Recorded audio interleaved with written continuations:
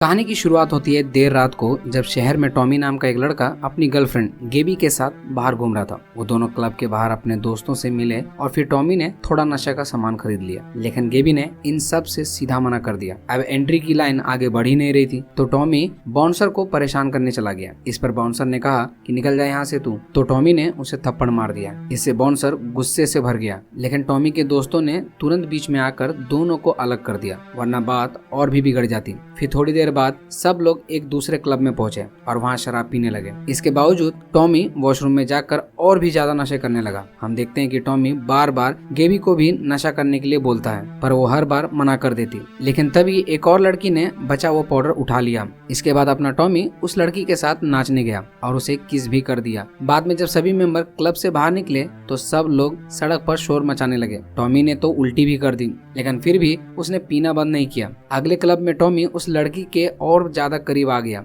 गेबी ने जैसे ही देखा तो वो तुरंत उस लड़की के बाल को पकड़कर खींचने लगी। इधर टॉमी उसकी जेलस देखकर काफी खुश हुआ। खैर, पार्टी खत्म होने के बाद गेबी ने कहा बाकी सबके साथ टैक्सी में बैठ जाओ, लेकिन टॉमी ने कहा तू जा यहाँ से, मैं अपने आप चला जाऊंगा। चलते चलते उसने एक बस स्टॉप के अंदर पेशाब भी कर दी और नशा किया। फिर एक और क्लब में गया और वॉशरूम में अकेले गंदी हरकत करने लगा। फिर वो इस बुरी हालत में सड़क पर भटक रहा था। फिर एक गाड़ी अचानक उसके पीछे रुकी और ड्राइवर ने बाहर निकलकर उसे पकड़ लिया। अगले दिन हम क्रिस नाम के एक आदमी को देखते हैं। ये वही ड्राइवर है जिसने टॉमी को पकड़ा था। वो इस वक्त रेस्टोरेंट में रीना नाम की एक औरत से मिल रहा था। उसने रीना से कुछ सवाल किए, यह पक्का करने के लिए कि कहीं उसका कोई बच्चा या कोई बुरी आदत तो नहीं है उसे। फिर उसने रीना से एक कागज पर साइन करवाया। दरअसल वो रीना को अपने घर में सफाई का काम करने के लिए रख रहा था। अगले दिन सुबह रीना ने क्रिश के घर की घंटी बजाई और क्रिश ने दरवाजा खोलने से पहले अपना विग पहन लिया। अंदर आते ही क्रिश ने पहले तो उसे मशीन से चेक किया और फिर उसका फोन लेकर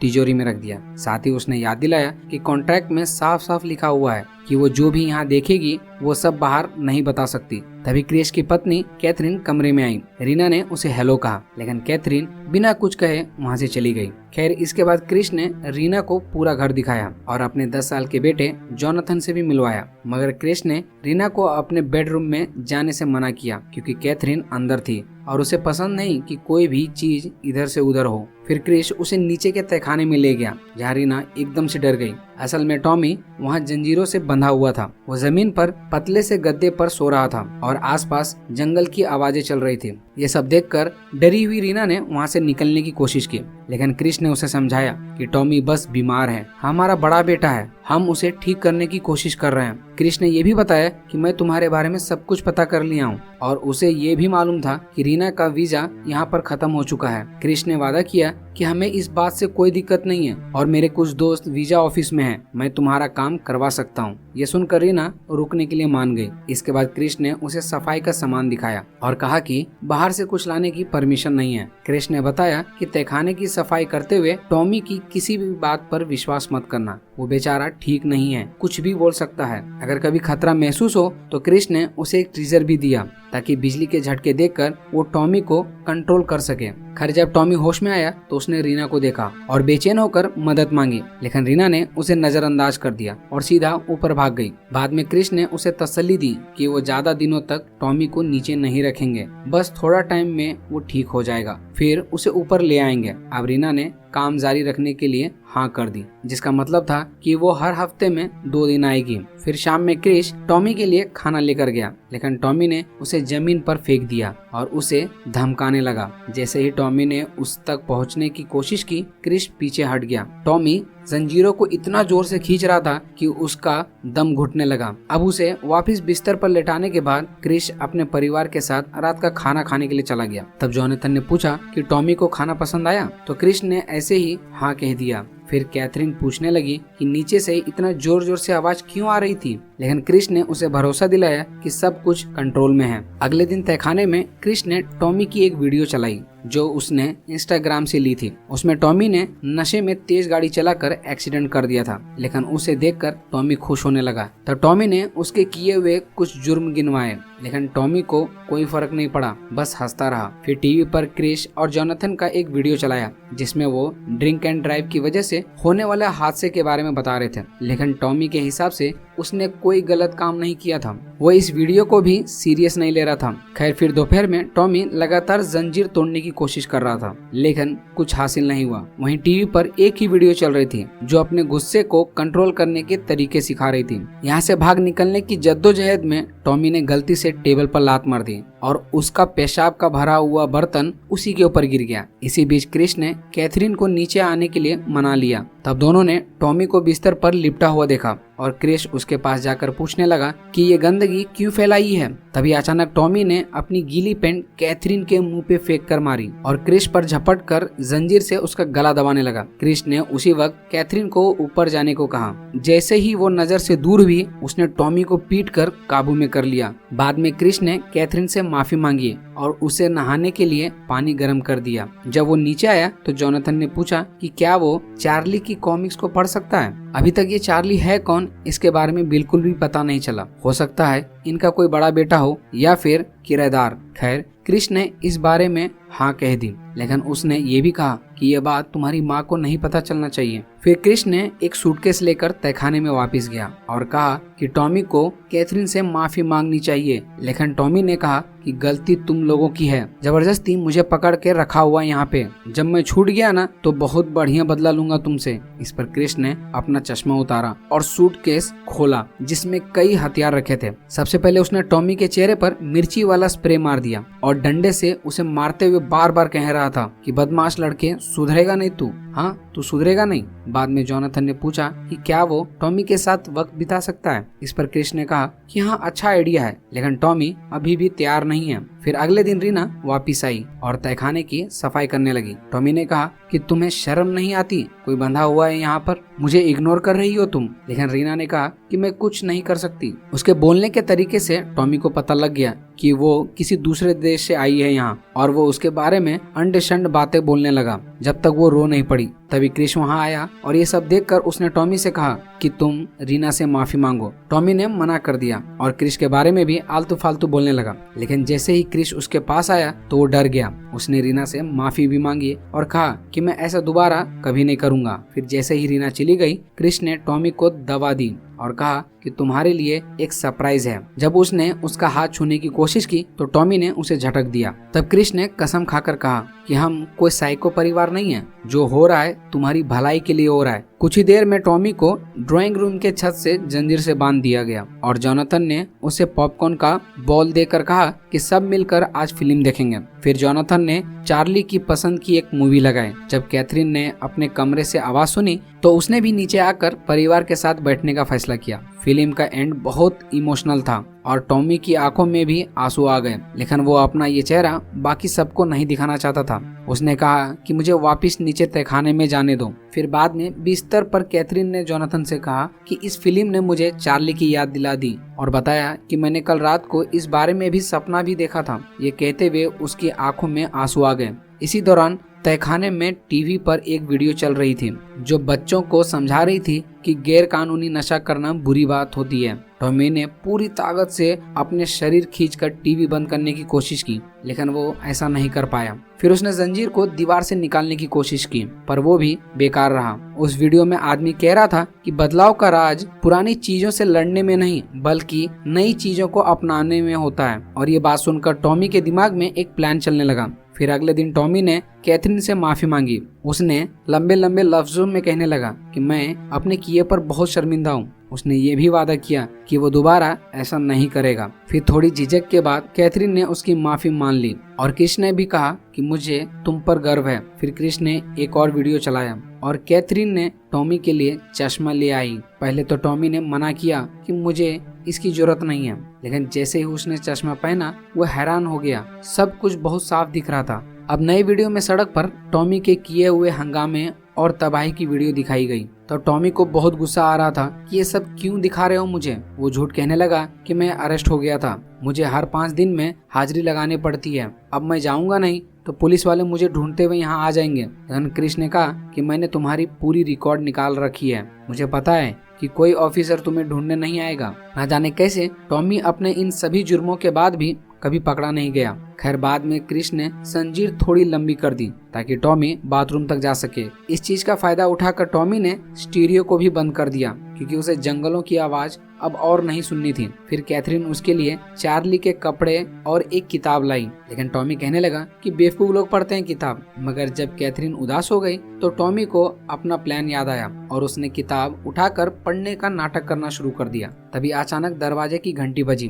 कैथरीन तुरंत दरवाजे पर गई और देखा कि डाकिया एक पार्सल लेकर आया है। क्रिश ने हाथ में ट्रेजर लेकर टॉमी को धमकाया कि जब तक डाकिया चला नहीं जाता चुप रहना, और जब टॉमी ने वैसे ही किया तो उसे शाबाशी भी मिली कि बहुत बढ़िया, अच्छे लड़के हो गए हो तुम अब। फिर कैथरीन ने जोनाथन को याद दिलाया कि किसी के लिए भी खुद जाकर गेट नहीं खोलना। अगले दिन कैथरीन को जोनाथन के कपड़े में एक सिगरेट मिला। इस पर क्रिश ने अपने बेटे से बात की। जोनाथन ने कहा कि मुझे सिगरेट का एक पैकेट यूं ही पड़ा हुआ मिला था, मैंने एक ट्राई की लेकिन दोबारा ऐसा नहीं करूंगा। इस पर क्रिश ने बताया कि मैं भी अपने जवानी के दिनों में एक बार ट्राई किया था, लेकिन ये चीज पसंद आने की है ही नहीं, तो मैंने इसे छोड़ दी। जब जोनाथन ने उसकी बात समझ ली तो क्रिश ने उसे गुड बॉय कहकर जाने दिया, लेकिन कैथरीन का कहना था कि गलती की है तो सजा तो मिलेगी, इसलिए उसने जोनाथन को एक और सिगरेट पीने पर मजबूर किया। बेचारा जोनाथन जबरदस्ती सिगरेट पीते हुए लगातार खांस रहा था, उसका गला जलने लगा। लेकिन कैथरीन का कहना था कि एक बार जलेगा ना फिर दोबारा नहीं पियोगे तुम। सिगरेट खत्म होने के बाद कैथरीन ने अपने बेटे को याद दिलाया कि मैं तुमसे बहुत प्यार करती हूँ और अब इस गलत चीज को कभी मत छूना। खैर अगली बार जब रीना आई तो टॉमी ने उससे माफी मांगते हुए कहा कि एक सिगरेट पिला देगी क्या मुझे। इस पर रीना ने कहा कि मैं नहीं पीती और बदले में उसे एक चिलगम दे दी। कुछ देर बाद टॉमी ने घर के बारे में जानकारी लेने की कोशिश की, लेकिन रीना ने उसे नजरअंदाज कर दिया। फिर टॉमी ने लॉन्ड्री रूम तक पहुंचने की कोशिश की ताकि सफाई का सामान ले सके, लेकिन वो नाकामयाब रहा। उधर किचन में क्रिश ने सोचा कि टॉम को प्लास्टिक के चाकू चम्मच की जगह असली वाले दे देना चाहिए, लेकिन फिर उसने अपना फैसला बदल लिया। बाद में जब क्रिश तहखाने में गया तो टॉमी ने पढ़ने का नाटक किया और उसे एक कांस्टेबल कहकर बुलाया, क्योंकि उसने हिसाब लगा लिया था कि क्रिश एक पुलिस वाला है। उसने अपनी आजादी के लिए भीख मांगी और वादा किया कि वो किसी को भी कुछ नहीं बताएगा, लेकिन क्रिश ने सीधा टीवी चालू कर दिया। जब कैथरीन आई तो उन्होंने एक वीडियो दिखाई जिसमें टॉमी और उसके दोस्त एक छोटे लड़के को परेशान कर रहे थे।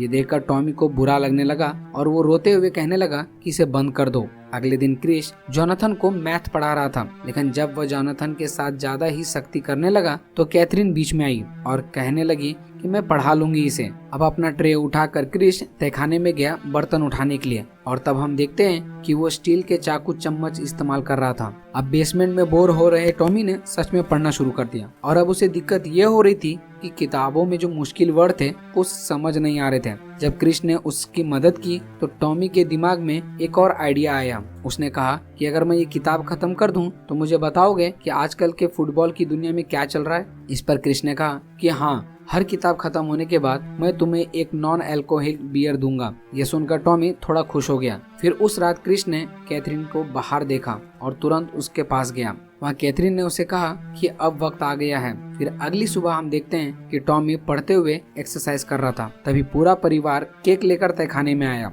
और हैप्पी बर्थडे कहने लगा। टॉमी ने कैंडल्स बुझाए और केक का एक टुकड़ा खाया। तब कैथरीन ने बताया कि ये केक जोनाथन ने बनाया है। साथ ही उन्होंने ये भी बताया कि तुम्हें एक गिफ्ट मिलेगा, लेकिन उससे पहले क्रिश ने टॉमी को कुछ देर के लिए सुला दिया। जब टॉमी की आंखें खुली तो वो एक बेहद ही खुले मैदान में था। वो अभी भी जंजीर से बंधा हुआ था, लेकिन उसने नए कपड़े पहने हुए थे। पूरा परिवार उसका बर्थडे पिकनिक बना रहा था और आज वो भी उनके साथ आराम से बैठा था। खाना खाते हुए भी वो कैथरीन से किताब के बारे में बात कर रहा था। तभी उसकी नजर बार बार चाकू पर जा रही थी, लेकिन फिर उसने जोनाथन के साथ थोड़ा टेनिस खेलकर अपना मन भटकाया ताकि उसे चुराने के मन को दबा सके। फिर पिकनिक के एंड पर उन्होंने उसे फिर से सुला दिया और वापस ले आए। अगली सुबह जब टॉमी उठा तो उसने देखा कि वो ऊपर एक छोटे से कमरे में जंजीर से बंधा हुआ है। वहाँ एक टेबल था जिसमें किसी ने कुछ शब्द खुरीदे हुए थे। तब क्रिश ने उसे छत पर लगाई गई रेलिंग दिखाई जिससे जंजीर जुड़ा हुआ था। अब टॉमी घर के कई हिस्सों तक जा सकता था। बाद में कैथरीन ने उसे अपना खास घंटी भी दी और कहा कि ये उसके भरोसे की निशानी है। फिर कुछ दिन बाद क्रिश ने रेलिंग को और बढ़ा दिया। अब टॉमी नीचे भी जा सकता था, लेकिन ऊपर एक ताला लगाया गया था ताकि कंट्रोल क्रिश के पास ही रहे। अब टॉमी ने उसका शुक्रिया अदा किया और खुशी में रेलिंग के साथ कुछ करतब दिखाने लगा। दोपहर में टॉमी ने जोनाथन से पूछा कि इस कमरे में मुझसे पहले कौन रहता था, लेकिन जोनाथन जवाब देने से पहले उसके पिता क्रिस ने उसे नीचे बुला लिया। इसी दौरान हम देखते हैं कि शहर में एक गाड़ी में बैठे हुए कुछ अजीब लोग रीना का पीछा कर रहे थे। फिर जब रीना सफाई के लिए क्रिस के घर आई तो टॉमी ने देखा कि वो उदास लग रही थी। टॉमी ने कहा कि अगर कोई परेशानी हो तो मुझे बताओ, पीट पीट कर हड्डी पसली एक कर दूंगा मैं। फिर उसने रीना से ताले का पासवर्ड मांगा, लेकिन रीना ने कहा मुझे नहीं पता। बाद में टॉमी ने देखा कि कैथरीन बगीचे में बड़ी उदास सी खड़ी थी, जिसके बाद टॉमी ने क्रिस से पूछा कि क्या आप दोनों एक दूसरे से अभी भी प्यार करते हैं, लेकिन क्रिस ने तुरंत बात बदल दी। खैर फिर शाम को 6 बजे कैथरीन ने देखा कि रीना अभी भी घर पे ही है, जबकि उसका काम खत्म हो चुका था। तब रीना ने बताया कि कोई मेरा पीछा कर रहा है, मुझे लगता है कि जो आदमी मुझे यहाँ लेकर आया था उसने मुझे दोबारा ढूंढ लिया है। ये सुनते ही कैथरीन ने कहा कि कोई बात नहीं, तुम जब तक चाहो यहाँ रुक सकती हो। ये सुनकर रीना बहुत खुश हुई और कुछ देर बाद नहाने चली गई। जब वो बाथरूम से बाहर आई तब टॉमी ने उससे फ्लर्ट किया।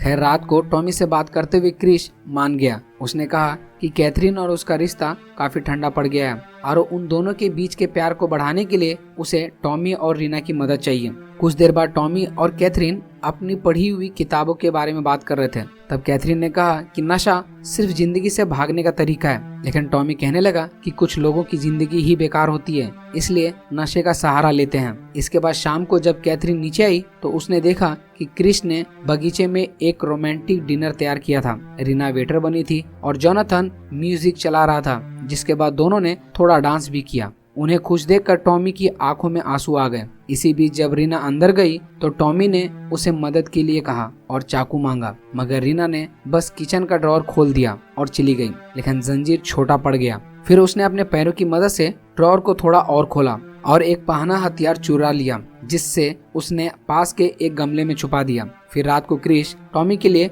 कुछ कुकीज लेकर गया और उसे शुक्रिया अदा किया, क्योंकि उसने कई सालों बाद कैथरीन को इतना खुश देखा था। तब टॉमी ने पूछा कि तुमने मुझे ही क्यों चुना है, और मुझसे पहले भी कोई बंधा हुआ था ना इस कमरे में। मगर क्रिस ने इस बातों को ज्यादा तवज्जो नहीं दी और वहाँ से चला गया। मगर जब अगली सुबह क्रिस काम पर गया तो उसने पास में खड़ी एक गाड़ी नहीं देखी। इसी दौरान कुछ आदमी गेट बंद होने से पहले ही अंदर घुस गए और बगीचे में मौजूद औरतों तक पहुंच गए। जैसे ही वो किसी दूसरी भाषा में बात करने लगे, कैथरीन और रीना डर के मारे घर के अंदर भाग गई, लेकिन वो आदमी उनके पीछे पीछे आ गया। तब रीना रोते हुए बोली कि ये लोग उसके परिवार वाले हैं और उसे इनके साथ जाना पड़ेगा। तब टॉमी ने उसे रुकने को कहा। तब रीना उसके पास आई और कान में धीरे से ताले का पासवर्ड बता दिया। जब वो आदमी रीना को खींचने लगा तो टॉमी ने उन पर हमला कर दिया, लेकिन वो लोग ज्यादा थे, उसे आसानी से पकड़कर मारने लगे। जब तक क्रिस वापिस आया वो आदमी रीना को ले जा चुके थे। खैर फिर क्रिस ने अपनी पत्नी को संभाला और बाद में टॉमी के पास गया, उसे एक बिना अल्कोहल वाली बियर दी और कहा कि तुमने परिवार को बचाने के लिए बहुत बहादुरी दिखाई। साथ ही उसने ये भी कहा कि अब मैं एक बहुत ही अच्छा सिक्योरिटी सिस्टम खरीदूंगा और दोनों मिलकर उसे लगाएंगे, बिल्कुल बाप बेटी की तरह। बाद में हम देखते हैं कि उस रात टॉमी ने चिलगम चबाकर घंटी के अंदर के तरफ चिपका दी ताकि वो बजे ना। फिर टॉमी ने किताबों के ढेर पर चढ़ा और पासवर्ड लगाकर ताला खोल दिया। अब वो नीचे गया, गमले से वो पैना हथियार निकाला और रेलिंग पर जोर से मारना शुरू कर दिया। आखिरकार जंजीर तो खुल गई, मगर इतना आवाज हुआ कि क्रिस की नींद खुल गई। बंदूक उठाकर वो नीचे आया, लेकिन टॉमी ने उसके हाथ पर ग्लास तोड़कर उसे निहत्था कर दिया। फिर टॉमी ने भागने की कोशिश की, लेकिन मेन दरवाजा बंद था। मगर क्रिस बिल्कुल भी घबराया नहीं, उसने बस टॉमी को रुकने को कहा। लेकिन जब टॉमी ने बंदूक उस पर तान दी तो क्रिस टेंशन में आ गया। तभी कैथरीन वहां आ गई और कहने लगी कि धीरे बोलो, तुम्हारा भाई जोनाथन अभी भी सो रहा है। उसने टॉमी के पास जाकर धीरे से कहा कि तुम सच में जाना नहीं चाहते, और उसके हाथ से बंदूक भी ले ली। मगर टॉमी गुस्से में उन्हें गाली देने लगा और कहने लगा कि मैं सच में जाना चाहता हूँ, यहाँ से अपनी जिंदगी जीना चाहता हूँ। तब कैथरीन ने गुस्से में उसे उसी नाम से पुकारा जिससे वो चार्ली को पुकारते थे, और तब पता चलता है कि चार्ली उसका पिछला कैदी था जिसे उन्होंने बंद करके रखा था। ये सुनकर तो टॉमी और ज्यादा गुस्सा हो गया। वो कहने लगा कि मैं किसी की जगह भरने नहीं आया हूँ दुनिया में। उसी समय क्रिस ने दरवाजा खोल दिया और कैथरीन से माफी मांगी। क्रिस ने कहा कि मैं पिछले बार जैसा कुछ नहीं चाहता, अगर ये जाना चाहता है इसे जाने दो। अब कैथरीन ने हाँ में सर हिलाया और अचानक बंदूक अपने तरफ कर दी, लेकिन क्रिस ने इन वक्त पर उसे रोक लिया। फिर कैथरीन ने टॉमी को प्यार से बुलाया, लेकिन टॉमी बिना रुके घर से चला गया। कुछ दूर भागने के बाद वो सड़क के बीच गिर पड़ा। फिर हम देखते हैं कि कुछ समय बाद टॉमी अपने घर पहुंच गया, जहां इन्वेस्टिगेशन ऑफिसर उससे कुछ सवाल पूछ रहे थे। पहले हॉस्पिटल में उसने बोला था कि एक परिवार ने उसे किडनैप किया था, लेकिन अब अच्छे से होश में आकर वो कह रहा था कि नहीं, दवाई का साइड इफेक्ट होगा, ऐसा कुछ नहीं था मेरे साथ, मैं तो अपने दोस्तों के साथ था। ऑफिसर को उसकी बात पर यकीन तो नहीं था, पर वो कर भी क्या सकते थे, उसे बात माननी पड़ी। खैर, फिर टॉमी को पता चला कि उसके गायब होने पर उसकी माँ ने पुलिस को रिपोर्ट तक नहीं करवाई, बल्कि वो तो गेबी थी जिसने पुलिस को आगाह किया। ये सुनकर वो पूरी तरह से टूट गया। उस रात टॉमी गेबी को ढूंढने क्लब गया, लेकिन वहां जाकर उसने देखा कि गेबी को भी अब नशे की लत लग चुकी है। अब वो धीरे से उसके पास गया तो गेबी ने उसे पकड़ लिया और तब टॉमी समझ गया कि अब उसे एक मुश्किल फैसला लेना पड़ेगा। फिर अगली सुबह टॉमी ने अपना सामान पैक किया और बिना अपनी माँ से कुछ बताए घर से निकल गया। फिर वो गेबी से मिला और दोनों गाड़ी में बैठकर निकल गए। घंटों तक ड्राइविंग करने के बाद वह गांव के इलाके में पहुंचे। वहां टॉमी ने गेबी से कहा कि मुझ पर भरोसा करती हो ना। इतना कहकर उसने गेबी को गहरी नींद में सुला दिया। इसके बाद उसने गाड़ी पर पेट्रोल डालकर आग लगा दी और बेहोश गेबी को उठाकर क्रिस के घर तक ले गया। फिर उसने वो खास घंटी बजाई और गेट खुद ब खुद खुल गया। टॉमी को इस बात का यकीन हो गया था कि ये लोग चाहे मेरे लिए अनजान ही क्यों ना हो, लेकिन कम से कम अपने बेटी की तरह परवाह तो करते हैं मेरी। उसने ठान लिया था कि अब वो गेबी के साथ यहीं रहेगा। वीडियो पसंद आई तो लाइक कर देना, चैनल को सब्सक्राइब कर देना। मिलता हूँ आपको अगली वीडियो में।